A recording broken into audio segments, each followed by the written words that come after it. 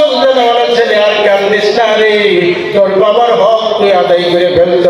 তোর বাবার পেশাব পায়খানা ধৌত পানি জমিনে পড়ার আগে আমি আল্লাহ তোর বাবার জীবনের গুনাহ মাফ করে দিয়েছি। আমি মরে গেলে আমার সন্তান যেন একটু আমার জন্য কুল্হু আল্লাহ পড়ে, আমার সন্তান যেন আমার মৌতকালে একটু সূরা ইয়াসিন পড়ে দিতে পারে আমার সিনার পাশে বসে।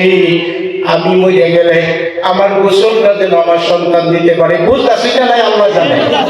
হ্যাঁ, আমি মরে গেলে আমার গোসলটা মক্কার ইমাম দেওয়া আর আমার রুতে দেওয়া। আমি মরার টাইমে মক্কার ইমাম বয়ে বয়ে আমার সামনে সূরা ইয়াসিন পড়া আর আমার রুতে একটু সূরা ইয়াসিন পড়া। আল্লাহর নবী বলে এত যন্ত্রণা পাইবা মৌত গেলে আছে মরতাম না গেলা গেলা আসিন কইল বাহাদুর বাহাদুর একটা মানুষ দেখি আমি মরতাম না রাও করে ডাকে হ্যাঁ সবই বলে যাবেন এটা বাবুল হাসাই বাবু মরে গেল চোখ পুঞ্জে দেবো মরে যায় এরকম না, কষ্ট হবে। আল্লাহ নবী বলে আজরাইলের মাথা হবে আসমানে, পাও থাকবে জমিনে। আজরাইল এত মোটা হবে তামাম দুনিয়া ভুলে গেছে, এত বড় দেখা যাবে। রাসূলের কথা, কার কথা? এরা করে না, কার কথা? তামাম দুনিয়ার পানি ঢাললে আজরাইলের মাথাতে পুরো মাটি পড়বে না। মৃত্যু ব্যক্তি এমন পিপাসা অনুভব করবে, আল্লাহর নবী বলেন তামাম দুনিয়ার পানি খাওয়াইলেও পিপাসা মিটবে না। তাহলে মুখ কি রং? মুখ কি রং? রাও করে না, মুখ কি রং? আল্লাহ নবী সাল্লাল্লাহু আলাইহি সাল্লাম ইন্তেকাল করেছে, দুনিয়া থেকে চলে গেছে, ওনারও মওত হইছে। মওতের যন্ত্রণা কেমন? আম্মা আয়েশা সিদ্দিকা রাদিয়াল্লাহু তাআলা আনহা বলে আল্লাহ নবী ইন্তেকালের পরে আমি নবীর সমস্ত শরীরে হাত দিয়া দিয়া দেখছি, ইনকোয়ারি করেছি, কোন জায়গায় নবীজির রূহুল অর্জন পাইলাম না। দুনিয়ার মানুষেরা আমি আয়েশা আল্লাহর কসম করে বলতে পারি, আমি আয়েশা আল্লাহর নবীর শরীরে যত জায়গায় হাত দিয়েছি একটা জিনিস দেখতে পাচ্ছিলাম, আল্লাহর নবীর শরীরে একটা নম্বর গোড়াও বাদ ছিল না, যেই নম্বর গুড়ি দিয়ে মৃত্যু যন্ত্রণায় ঘাম আসে নাই। তার নাম মরণ। এটি এমনি এমনি যেমন কইতাছে এরকম লাগতেছে না? হ্যাঁ, আমরা কষ্ট হইব হইব। একটা রাষ্ট্রপতি, একটা প্রধানমন্ত্রী, একটা ডিসি, একটা এসপি, সারা মিলিটারি নামাইছে সহজাগাঁও মুড়িয়াবাড়ি এলাকা, যেদিকে গাছের পাতাল এইদিকে গুলি করিয়া দেই। আজরাইল আইতা তো তাও তাহেবা তাহেব বলো দেউতা তাহেব বল আইতার আজরাইল আইব। কষ্ট এরকমই দিব না, কমাইবো ডরে কমাইবো না। আমার নবী বলে একটা সন্তান তৈরি করো, যেই সন্তানটা ভাবলাম সূরাতে ইয়াসিন ইনদা মাউতিকুম, এমন একটা সন্তান তৈরি করো যেই সন্তান তোমার মওত গেলে তোমার সিনার পাশে বসে সূরা ইয়াসিন পড়ে মৃত্যু যন্ত্রণা কন্যা যাবে। সুবহানাল্লাহ। আমার একটা সন্তান মওত গেলে আমার সিনার পাশে বসে একটু সূরা ইয়াসিন পড়বে, এমন একটা সন্তান তৈরির জন্য একটু সুবাই বক্তব্য লাগবে। হাসান আমি রাও করে সুবাই বক্তব্য লাগবে না, নাহলে শিখবো কই? হালো দিয়ে সরাই বাউ ধান খায় বেরিয়ারু বতায় কাজিয়া লাগিল দ্বিগুণী সিংহ টুকুনি ভাঙ্গিল, এটা করে কামইব কামইব। সুবাই বক্তব্য লাগবে কোরআন শিখবার লাগিয়া। হাসান আমি আমার মওতের পরে গোসল দিবে, আমার প্রতি গোসল দেওয়ার মক্কার ইমাম দে বরাবর না।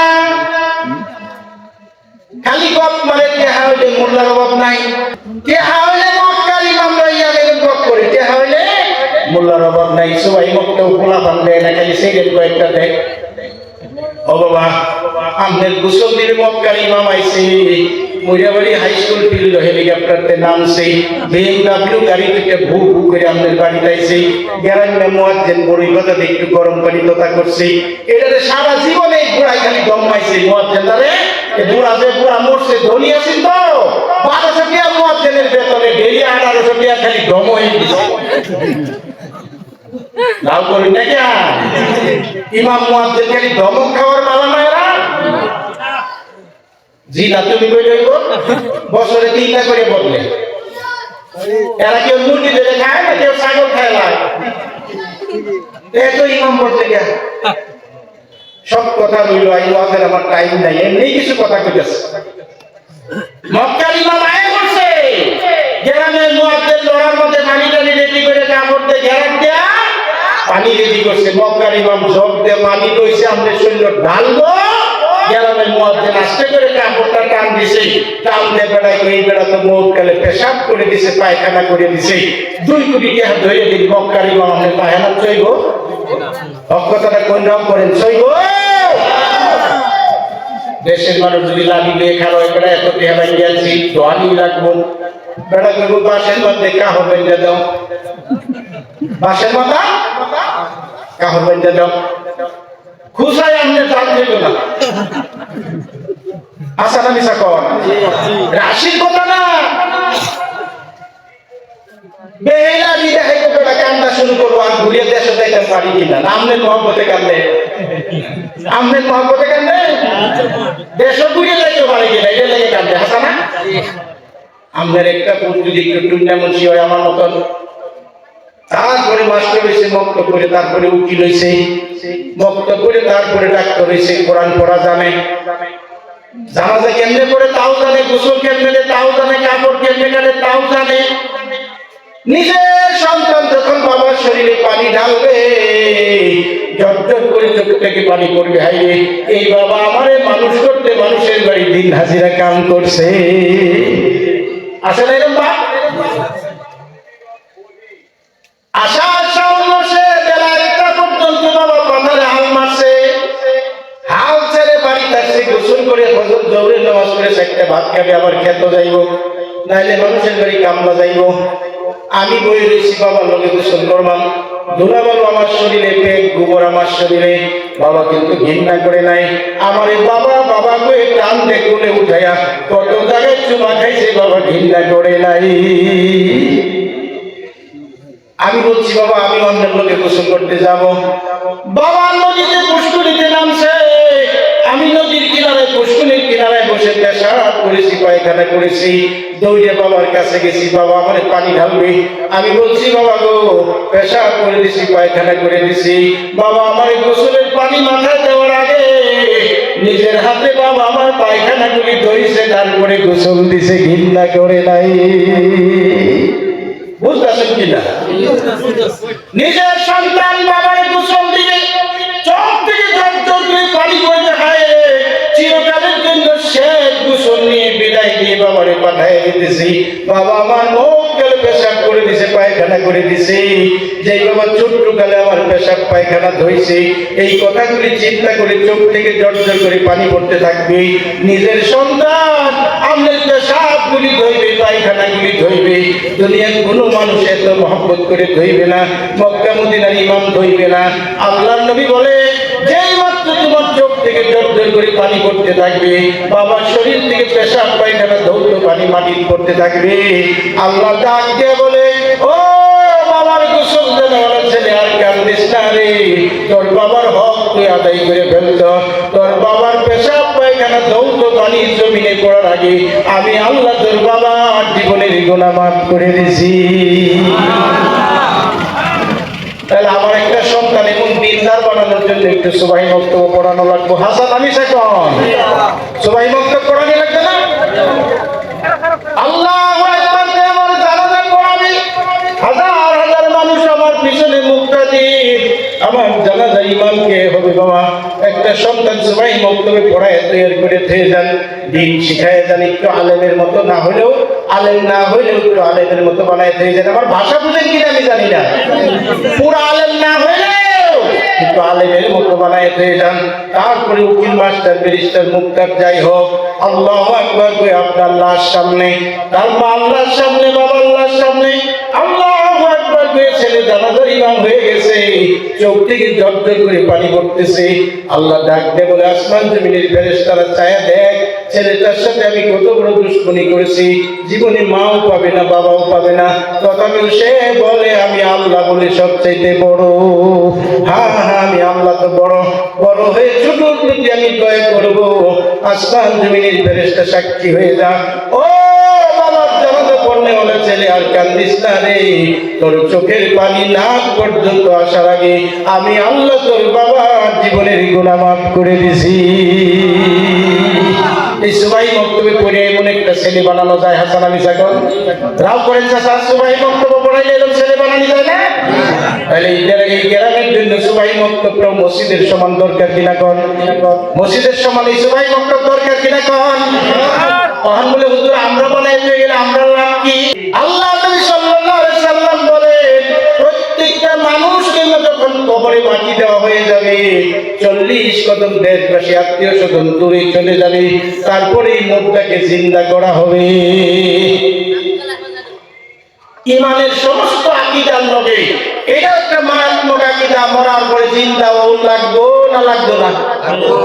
সবই করছে লাগবো। কেউ যদি হুজুর সবটা মানে এটা আমার বিশ্বাসে ধরে না, ইমান থাকবো না? যাই হোক, অর্ধেকটা যাইবো না ব্যাগটা যাবো না? হ্যাঁ, তাহলে সবই কবরে যাওয়ার লোক আবার চিন্তা হল লাগবো, এটা বিশ্বাস করেন তো? সবই কইতে বিশ্বাস করে চির সত্য। এটা কি চির সত্য? কেউ অন্যের লগে যাইতো না, ওটা চির সত্য। দুইজন গোসল দিব, মাইসে ভাবে, মুদ্রায় ভাবে এই দুইজন আমার আপন, সব গোসল দেয় আর কাপড় পিন্ডে খাটকি পিন্ডে দেয়, রাম লগে যায় না। 4 জনে কান্দলে খাটকি না, হাসা না? মুদ্রায় ভাবে এই 4 জন আমার আপন, আর কেউ নাই। 4 জনে কবর তরি নে, কবর নামায় তারা আয়া করে। হাসান আমি থাকো তাহলে আপন গেলা। অচিনা অন্ধকার পথে দয়াল কে যাবে গো তোমার সাথে, সেই পথে নাই গাড়ি ঘোড়া, চড়তে হবে খাটলিতে, কে যাবে গো তোমার সাথে। দুইজনাতে যুক্তি করে সুন্দর মতন গোসল দিয়ে, কাপড়ে কাপড়ে পরিয়ে দিয়ে তুলে দিবে খাটলিতে, কে যাবে গো তোমার সাথে। 4 জনাতে যুক্তি করে তুলে নিবে ঘরে করে, ফেলিয়ে দিবে অন্ধকুরে, ফেলিয়ে দিবে অন্ধকুরে, আপন আপন যাবে দেশে, কে যাবে গো তোমার সাথে। খেলা যাইব লগে? হ্যাঁ, কেউ নাই, এটা বিশ্বাস করে? আল্লাহ নবী সাল্লাল্লাহু আলাইহি সাল্লাম বলেন, কবরে প্রত্যেকটা মানুষকে মাটি দিয়ে দেশবাসী আত্মীয় স্বজন 40 কদম যখন দূরে চলে যায়, মুখটাকে জিন্দা করা হয়। মুখটা জিন্দা হওয়ার পরে আসমামু কারানা আলাইহি, আত্মীয় স্বজনের জুতা স্যান্ডেলের আওয়াজ মুখটায় শুনতে পায়। মানুষটারে মাটি দিয়ে বাড়ি যাইতেছে। আজকে যে মারা গেছে আজকের মুর্দা, কাল যে মারা যাবে সে কালের মুর্দা। পশু না পশু, আমরাও মারা গেলে আমরাও মুর্দা। হাসান আমি সাগর দেশবাসী মাটি দিয়ে চলে যাইতেছে, মুর্দা আত্মীয় স্বজনের জুতা স্যান্ডেলের আওয়াজ পাবে। আর লক্ষ্য করে দেখবে কবরের মাটি তারে চতুর্দিকে চাপ মারে আসতেছে। চাপ করি না চাপা করি? আপনারা মাটির চাপ করি না চাপা করি? চাপ। আল্লাহ রাসূল বলেন এটা সত্য। একটা হাতের আঙ্গুলের বাকি আরেকটা হাতের আঙ্গুল যেমনি ঢুকে, আল্লাহর নবী বলে এইভাবে মাটিয়ে চাপ দিয়ে একদিকের হাত দিয়ে আরেকদিকে করবে, এটা সত্য। যেই মাত্র মানুষটা চিন্তা হয়ে দেখবে থেকে এইভাবে মাটি চাপ মারতেছে, দেশবাসী বাড়ির দিকে যাইতেছে, আত্মীয় স্বজন বাড়ির দিকে যাইতেছে। মোটা ব্যক্তি তখন চিৎকার করে বলবে, আমার ভাই কই, জামাই কই, জি কই, দেশবাসী কই, বন্ধু বান্ধব কই, আত্মীয় স্বজন কই গো, আমার একা একা কেমন ঘরে রাখে তোমরা চলে যাইতেছ? এই যে আমারে মাটি চাপ মারতেছে, একা আমি থাকতে পারবো না, আমার ভয় লাগে, আমারে বাঁচাও বাঁচাও বাঁচাও। যাইব কেউ? যাইব কেউ? সবাই যদি এরকম করে একটা লাঠি কাটে লয়ে যায়, কোনো কামে লাগবো? কি কামে লাগবো বাবা? আল্লাহর নবী বলছে, মোটা ব্যক্তি যখন এইভাবে চিৎকার করতে থাকবে, এই লোকটা যদি কোরআন বলা লোক হয়, জোরে কোন সুবহানাল্লাহ। মানুষটা যদি কোরআন বলা হয়, তার জীবনে কোরআন পড়ছে, না হয় শুনছে, না হয় কোরআনকে ভালোবাসছে, মাদ্রাসা বানাইছে, মক্তব বানাইছে, মসজিদ তুলিলে মক্তবের ইমামের বেতন দিছে, ঘর বানায় গেছে, মক্তব ঘর বানায় গেছে, টিন দিছে, রড দিছে, খোঁটা দিছে, কবরে চলে গেছে, কিন্তু কোরআনের মাদ্রাসা দুনিয়ায় কায়েম রয়ে গেছে। হাজার হাজার বাচ্চা এই মাদ্রাসা থেকে কলমা তৈয়ব শিখছে, আলহামদুলিল্লাহ সূরা শিখছে, ইন্নাল্লাযিনা কুল্লু আল্লাহ শিখছে। এমন কিছু যদি দুনিয়ায় করে গেছে বাবা, আল্লাহর নবী বলে এই মানুষটা, কোরআন বলা মানুষটা শিক্ষা যখন করতে থাকবে, দুনিয়ার কেউ আর আসবে না, একটা জান্নাতি পাখি তার সিনার উপরে আয়া বসে যাবে। সুন্দর পাখি দেখে, সুন্দর জিনিস দেখলে ডর কমে না? মানে কমে। এই ছাড়া আকল আছে, সুন্দর জিনিস দেখলে ডর কমে যায়। সুন্দর পাখি দেখে মানুষটা ভয় কমে যাবে, ডাক দে বলবে, পাখি রে তুমি কে, কই থেকে আইছো? আল্লাহর নবী বলে, পাখিটা জবাব দিবে, ও আল্লাহর বান্দা, আমি দেখতে পাখি, কিন্তু আসলে আল্লাহর কালাম কোরআন শরীফ।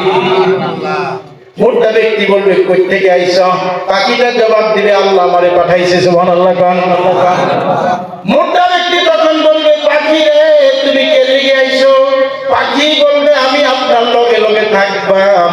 মোটা ব্যক্তি কান্দে বলবে, পাখি রে দুনিয়ার কেউ আজকে আমার সঙ্গে নাই, জি নাই, জামাই নাই, দেশবাসী, আত্মীয় স্বজন, বন্ধু বান্ধব কেউ নাই, তুমি আমার সঙ্গে থাকবা, এটা কেমন কথা?